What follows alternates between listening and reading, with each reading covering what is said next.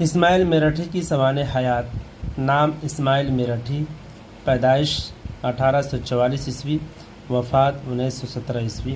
پورا نام محمد اسماعیل میرٹھی ہے، تخلص بھی اسماعیل ہے، میرٹھ میں پیدا ہوئے اس لیے میرٹھی کہلائے۔ اسماعیل میرٹھی 1844 عیسوی میں پیدا ہوئے۔ انہیں بچپن ہی میں پڑھنے لکھنے کا شوق ہو گیا، چھوٹی سی عمر میں ہی نوکری کر لی، علم، شاعری اور ادب میں نام کمایا، اردو فارسی کے استاد رہے۔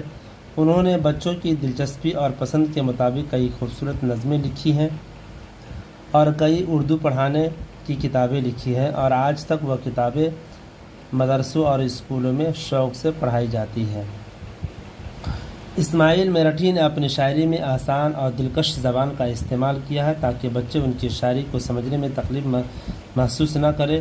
انہوں نے چھوٹے چھوٹے مصرعوں میں بڑی بڑی باتیں بیان